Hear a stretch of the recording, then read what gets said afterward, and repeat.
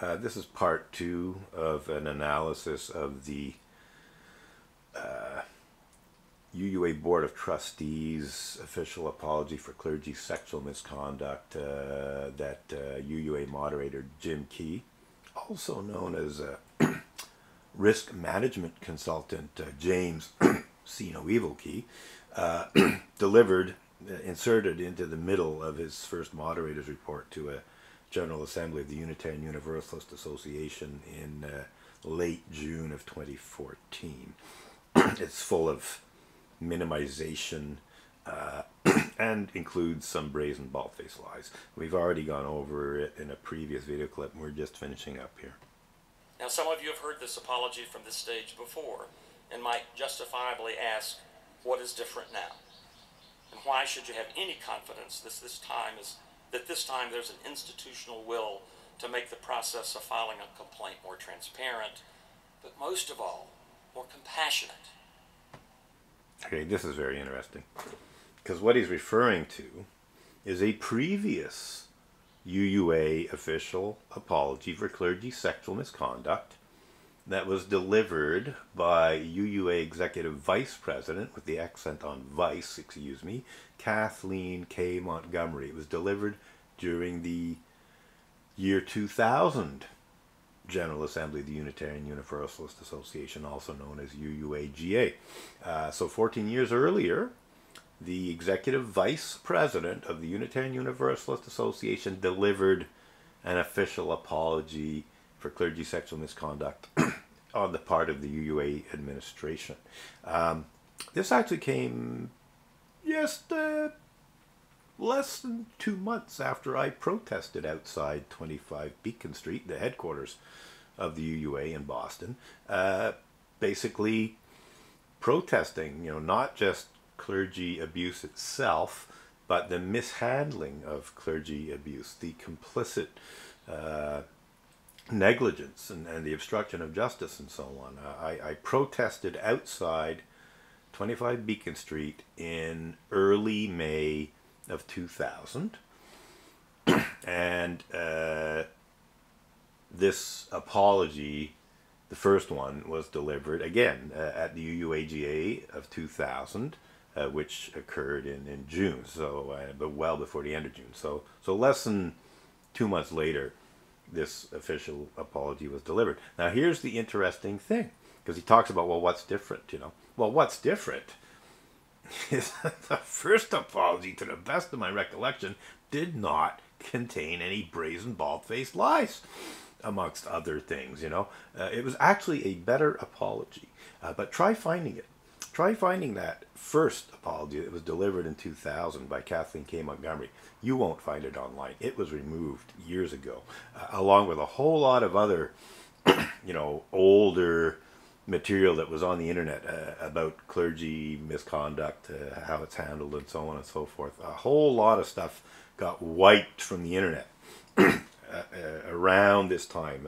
I think in the wake of this second apology, they erased all traces of the first one, and they erased a whole bunch of other material, like the recommendations for improvements and so on. So it all disappeared into the memory hole of Unitarian Universalism. So let's keep going.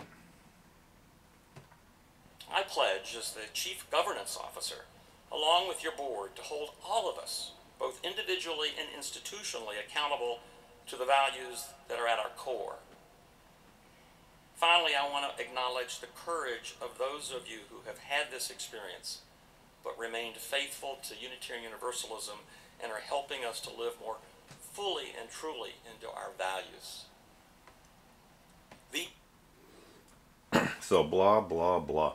What's interesting about this is he pledges to, uphold Unitarian Universalist values, the 7 principles of Unitarian Universalism, and so on. Well, guess what? He made a mockery of most of them in his, and I shouldn't say his, because it really is the UUA Board of Trustees. It's not just him. He's delivering it. He's speaking in the first person.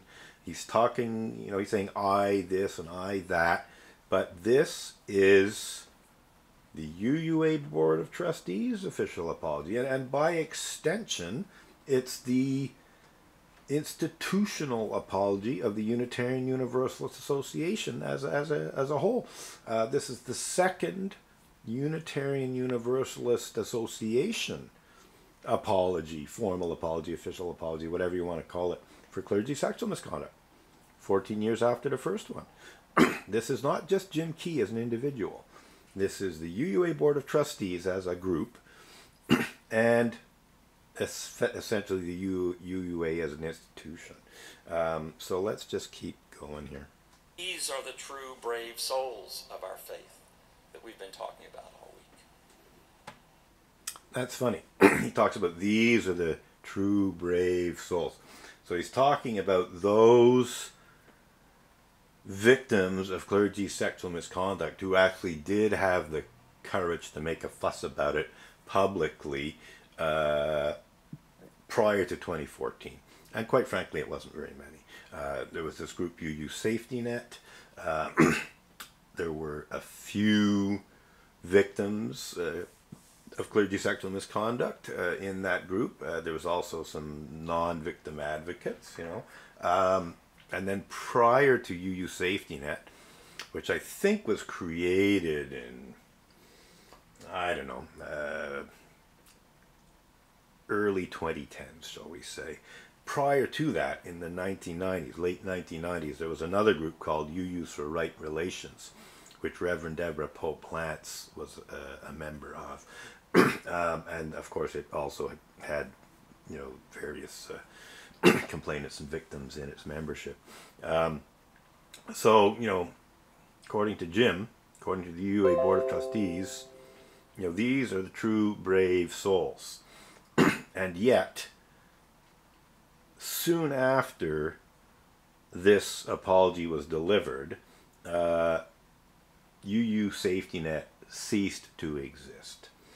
Interestingly enough, one of its members, Jason Shelton, Reverend Jason Shelton, a member of UU Safety Net, confessed to clergy sexual misconduct himself. You will not find the name of Reverend Jason Shelton on the list of UUA ministers who were removed from fellowship after investigation by the Ministerial Fellowship Committee, or who resigned while under investigation for clergy misconduct by the Ministerial Fellowship Committee. Why? Because he fessed up before it got to that stage. And you have to wonder, well, how many other Unitarian Universalist ministers were never properly investigated? Where, you know, their clergy sexual misconduct was swept under the rug, never properly addressed. Oh, I can think of a few, some very prominent Unitarian Universalist ministers. You know, I don't recall what was his name, Reverend Frank Forrester Church. Was it Forrester Church? I think it was. Anyway, everyone knows who I'm talking about in terms of the Unitarian Universalists. So I do believe it was Frank Forrester Church. Then there's a former UUA president, William G. Sinkford, Bill Sinkford, Reverend Dr. Bill Sinkford. He had a fairly serious clergy sexual misconduct complaint brought against him sometime, I think, in the 1990s. I don't know exactly when. It apparently followed him being caught in flagrant delicto with another woman. And I should add that he was married at the time. And according to what I've heard, because I've actually been given the name of the alleged woman involved, who's also a Unitarian Universalist minister. I'm not going to divulge it at this point in time, but somebody is very, very insistent that they know who it was, and they gave me the name some years ago. So essentially what happened is this woman, this female Unitarian Universalist minister, was also she was a married woman, he was a married man, and they had a, you know, affair, and they got caught. And out of this, there was a clergy misconduct complaint, clergy sexual misconduct complaint brought against Bill Sinkford. I'm not as sure about the woman. By all rights, the woman should have faced a clergy sexual misconduct complaint as well. She was essentially committing adultery, violating one of the 10 Commandments. They both are, obviously. And yet you almost never hear about this. It's kept hush-hush. And Bill Sinkford even presents himself as a champion for victims of clergy sexual misconduct. And he also lies too. I should bring that up. I became aware of a blog post that Bill Sinkford had published in 2019. I only became aware of it a few years ago. So there's a few years where I was not aware of it. I can't remember exactly when I became aware of it, but let's say 2023, give or take a year. And I blogged about it. And essentially, Bill Sinkford minimized the extent of clergy sexual misconduct. He certainly didn't include himself in it. He spoke of, well, it was very, very similar to what Jim Key said here, few Unitarian Universalist ministers are being accused of clergy sexual misconduct. There's something along those lines. So basically minimizing the number who have been accused, let alone found guilty, when in fact hundreds, or at minimum a good number of dozens of ministers have been accused over the years, and it's probably in the hundreds in light of the fact that these Unitarian Universalist ministers who were counting their congregations that had been affected by clergy sexual misconduct, that had had at least one formal complaint against one of its ministers for clergy sexual misconduct. They got to 400 congregations that had had at least one of their ministers accused of clergy sexual misconduct. I think even in terms of having like a formal complaint brought against them. There's not always a formal complaint, So we go from dozens and even hundreds of Unitarian Universalist ministers being credibly accused of clergy sexual misconduct, almost certainly being guilty of it. The number of false accusations of such things tends to be relatively low. So let's say, for the sake of argument, that 10% of the accusations are false, or even 15 or 20%, which is, a lot. Big percentage. Let's just for the sake of argument pretend that 20% of the accusations of clergy sexual misconduct are false accusations. Well, that leaves 80% of dozens and multiple hundreds. So if it's not 400, maybe it's 300. If it's not, 30 dozen, it's 20 dozen or 25 dozen. You know what I'm getting at here? Like, still a lot of Unitarian Universalist ministers credibly accused and almost certainly guilty of clergy sexual misconduct. And yet, we have Jim Key and the UUA Board of Trustees, indeed the UUA as an institution, saying, oh, just a small number. And former UUA President Bill Sinkford, more recently in 2019, say, a few, I'm pretty sure he said few Unitarian Universalist ministers have been accused of sexual misconduct. That's a very close approximation of what he said, if not the exact words.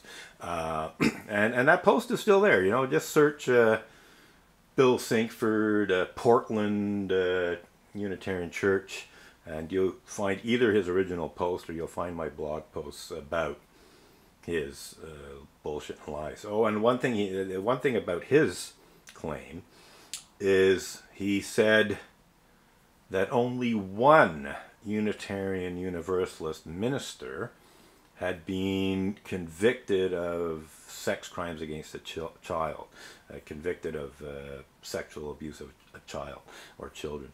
And he said it was a few years ago. So he's writing this in 2019, and he said it was a few years prior. Well, that would be the case of Reverend Ronald Eugene Robinson, which occurred after this apology in 2017, if I remember correctly. And yes, Reverend Ronald Eugene Robinson, a ever so Christian Unitarian Universalist minister, was charged, tried, and convicted of essentially a variety of sex crimes against children related to him participating in a live streamed sexual abuse of a child on the internet, where it was interactive. You know, the people watching this sexual abuse of a child on the internet, you know, could make suggestions of what to do to the child and so on and so forth. It's truly disgusting.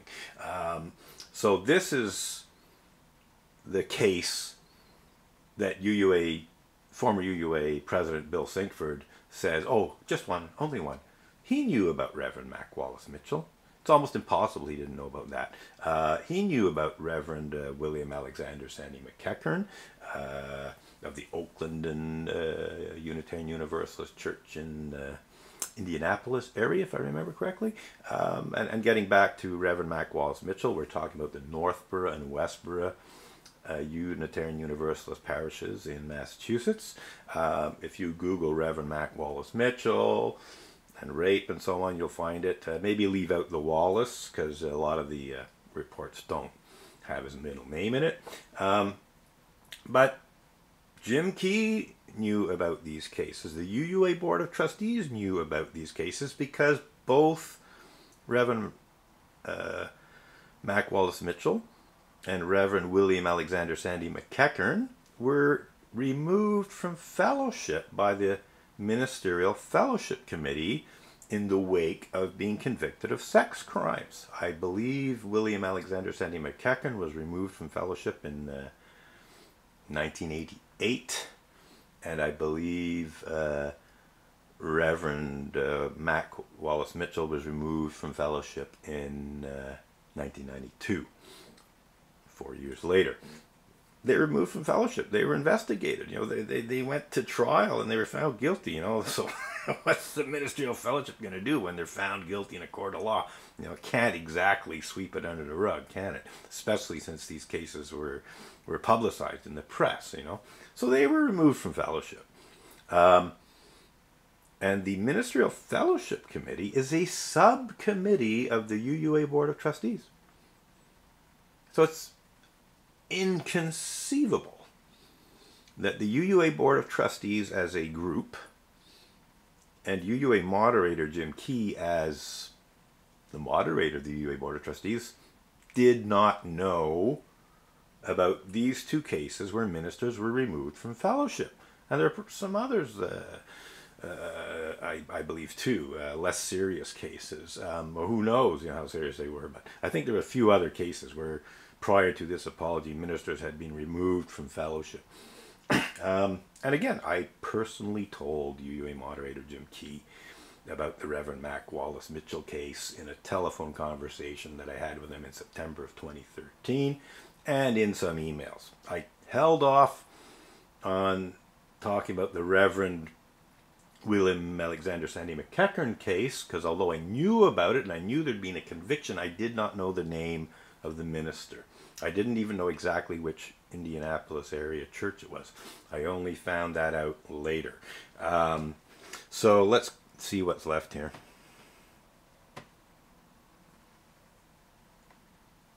Come on. Now let me say a few words about right-sizing governance. Okay, so that was that. So we got about a minute of recording time left. So I think I've covered this quite thoroughly in 2 video clips. I mean, there's plenty more I could say.